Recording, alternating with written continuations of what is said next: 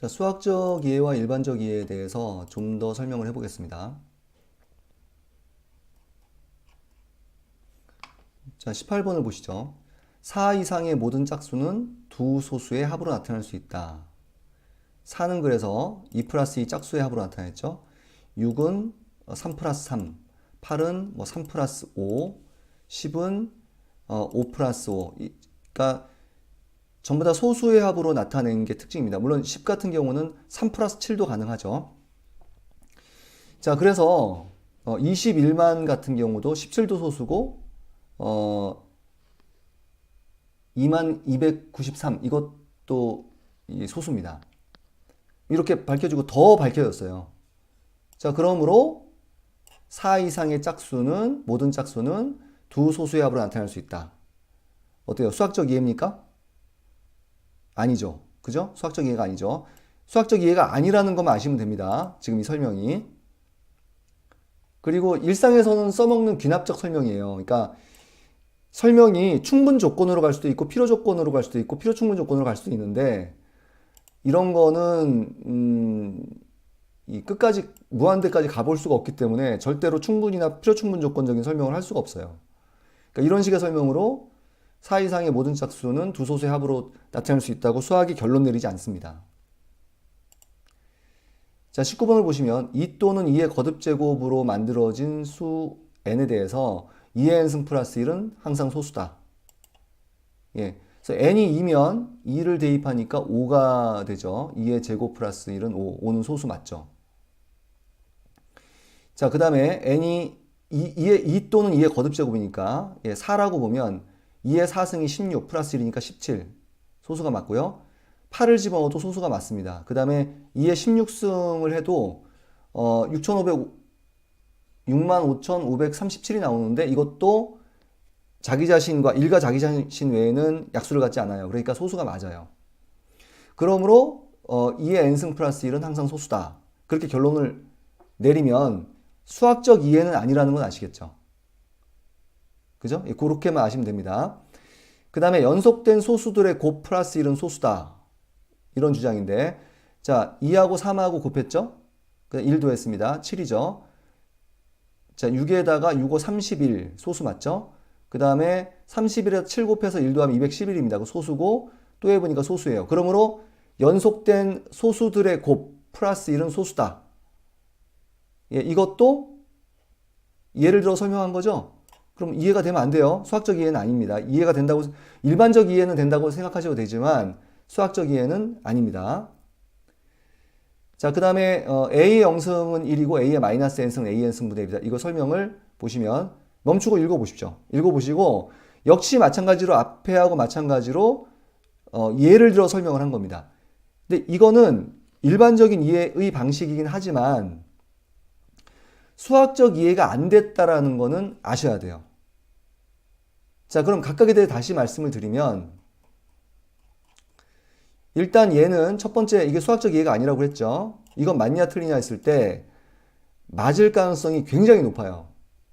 이게 컴퓨터로 몇 조 단위로 다 확인이 된 겁니다.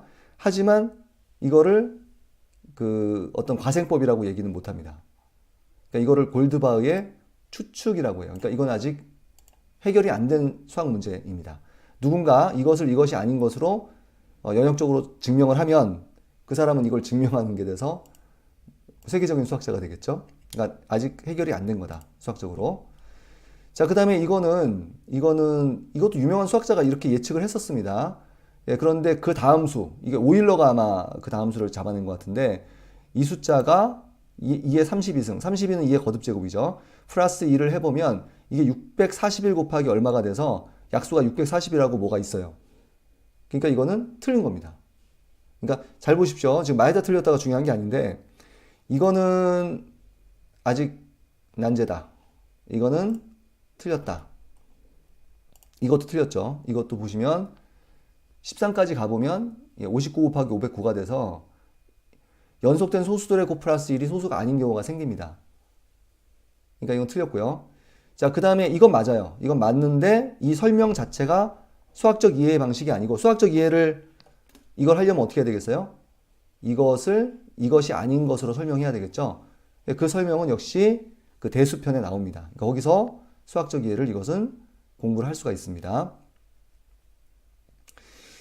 자, 그래서 이런 식으로 해서 이게 굉장히 중요한 건데 그 수학적 이해와 수학적 이해가 아닌 것을 구분을 해봤습니다. 조금 더 얘기할까요? 여기 보시면 이게 수학적 이해와 수학적 이해가 아닌 것을 구분하는 게 왜 중요하냐면 23번에 뭐 그런 내용이 나옵니다만 자, 많은 학생들이 뭐 A의 M승 곱하기 A의 N승은 A의 MN승이라고 대답할 수 있어요. 이걸 제대로 모르면 이 플러스인데 왜냐면 곱하기니까 곱하기로 갈 것 같거든. 그럴듯하면 매료되는 거죠. 그리고 이제 뭐 이런 거 뭐 fx 플러스 gx를 미분하라.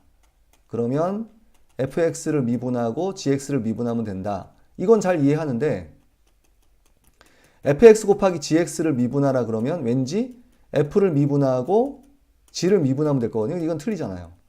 이거는 미분법이 이게 아닙니다. f'x gx 플러스 f g'x 이렇게 돼요. 그러면 이런 부분에 잘 이해를 못하는 학생들이 많아요. 고등학교 2학년 3학년이 돼가지고. 그러니까 수학적 이해와 수학적 이해를 구분하지 않아서 그렇습니다. 자, 그리고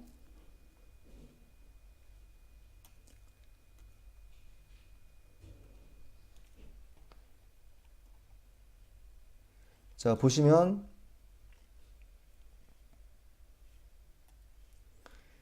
이거 중점 연결 정리.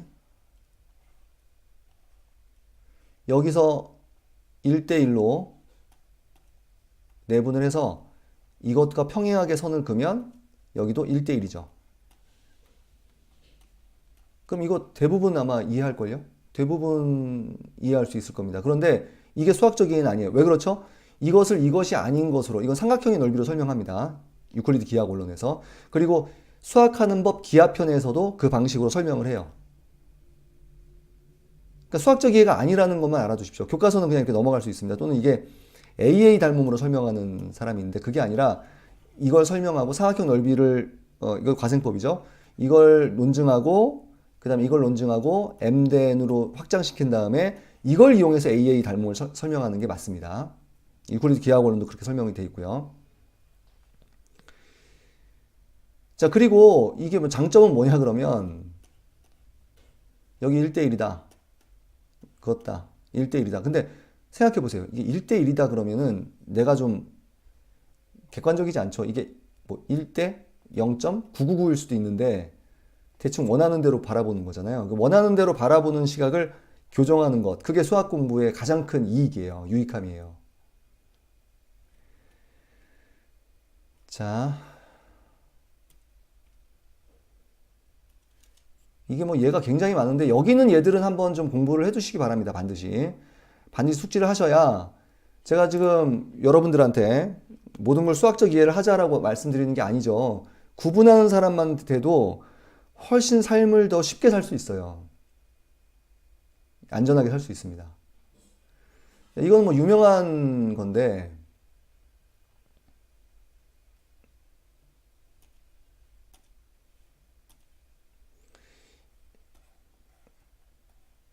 이렇게 있으면 여기가 A고 여기가 B고 여기가 C면 삼각형의 두 변의 길이야 A 플러스 B가 C보다 길다.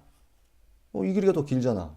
재봐도 되고 그죠? 근데 이거는 수학적 이해가 아닙니다. 유클리드 기하원론에 이게 증명이 돼 있는데 증명을 이건 간단히 한번 해볼까요? 이걸 설명하려면 어떻게 해야 돼요? 이것이 아닌 게 있어야 되죠. 이것이 아닌 게 뭐가 필요하냐면 삼각형의 두 변의 길이 같으면 대응하는 각도 같습니다. 이등변 삼각형의 성질이고요. 그 다음에 각이 크면 그러니까 세타하고 알파하고 비해서 세타가 더 크면 여기 알파의 대응변이 B라고 합시다. 그럼 이 큰 대응각의 변이 더 B보다 길다. 요것도 있고 요걸 이용해서 요걸 설명하는 거예요. 그러려면 사실 이게 유클리드 기하원론 몇 번인지 모르겠습니다. 1권에 나오는 내용인데 이걸 설명하려면 이것도 과생법이에요. 이것도 과생법이니까 또 이것도 설명해야 돼요. 이거는 또 뭐 ASA 합동으로 설명하고요. 설명해서 이거 설명한다고요. 그래서 이런 그러니까 설명을 일단 해보겠습니다. 설명을 해보게 보죠. 어떻게 설명이 되어 있냐면 어려워요. 여기서 이 선하고 똑같은 길이를 이렇게 긋습니다. 그래서 B죠. 그 다음에 이렇게 해서 이 삼각형을 만들어요. 그럼 여기가 세타면 이등변 삼각형 성질, 이것에 의해서 여기도 세타겠죠. 그리고 여기를 알파라고 놓으면 분명히 세타 플러스 알파가 세타보다 커요. 자, 그럼 이 성질에 의해서 세타 플러스 알파의 대응변인 A 플러스 B가 작은 각 세타의 대응변인 C보다 길다. 이렇게 설명을 합니다. 이건 저희 기하편, 수학하는 법 기하편에서도 이렇게 설명하고 유클리드 기하 원론에서도 이렇게 설명합니다. 자, 근데 이런 설명을 쇼펜하우어가 비웃었죠. 어떻게 비웃습니까? 수학자는 당나귀도 쉽게 알 수 있는 거를 되게 어렵게 한다. 이렇게 얘기를 해버립니다. 무슨 얘기냐면 쇼펜하우어 얘기는 여기 삼각형 이렇게 있다. 그럼 여기다 당근을 놔봐라. 당근을 놔봐라. 그리고 여기다 당나귀를 놔봐라. 그리고 이건 길이라고 가정해라. 그러면 이 당나귀가 이렇게 가서 당근을 먹겠냐? 돌아가서 먹겠냐? 당나귀 직접 간다. 근데 그건 왜 수학자들이 모른다고 이런 식으로 설명을 하냐? 이렇게 촌철살인을 하면서 비웃었습니다. 안타까운 일이고요. 그분의 저서 중에서 그래서 이상한 저서들이 많습니다.